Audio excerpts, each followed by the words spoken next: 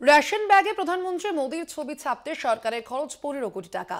তথ্য জানার অধিকার আইনে ফাঁস হওয়া খবরে বিতর্কে বিজেপি। লোকসভা ভোটের মুখে করদাতাদের অর্থে মোদীর এই আত্মপ্রচারের প্রতিবাদে সরব বিরোধীরা। দেশের গরিব মানুষকে বিনামূল্যে খাদ্যশস্য তুলে দিতে কেন্দ্রীয় সরকার রেশনে যে ব্যাগ ব্যবহার করে তাতে প্রধানমন্ত্রী নরেন্দ্র মোদীর ছবি থাকা বাধ্যতামূলক করেছে কেন্দ্র। প্রধানমন্ত্রী গরিব কল্যাণ অন্ন যোজনায় ration food corporation of India বা এফসিআই মারফত দোকানে সরবরাহে যে ব্যাগ ব্যবহার করা হচ্ছে তাতে মোদীর ছবির ব্যবহার ঘিরে বিতর্ক তৈরি হয়। লোকসভা ভোটের মুখে সরকারি প্রকল্পে প্রধানমন্ত্রীর প্রচারের আইনি বৈধতা নিয়েও প্রশ্ন উঠতে শুরু করে। সমাজকর্মী অজয় বসু তথ্য জানার অধিকার বা আরটিআই অনুযায়ী এই নিয়ে প্রশ্ন তুলে সংশ্লিষ্ট দফতরে আবেদন করেন।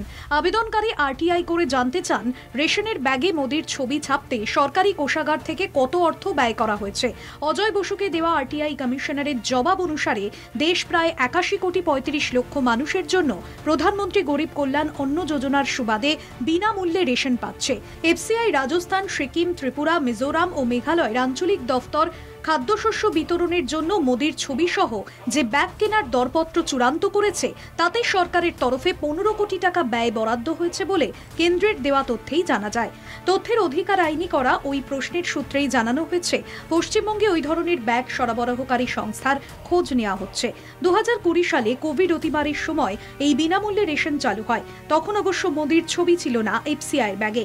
2024 ভোটের মরশুমে ওই ছবি সহ ব্যাগ চালু হওয়ায় স্বাভাবিক কারণেই তা নিয়ে রাজনৈতিক উত্তাপ বাড়ছে। প্রাক্তন অর্থমন্ত্রী কংগ্রেসের বর্ষিয়ান নেতা পি চিদম্বরম এই বিষয়টিকে নির্বাচনী আচরণবিধি লঙ্ঘনের শামিল বলে দাবি করেছেন। তিনি বলেন, ভোট আসন্ন না হলেও জনগণের অর্থে শাসকের রাজনৈতিক স্বার্থ পূরণ শুধু অনৈতিক নয়, আইন বিরোধী। কলকাতা টিভি।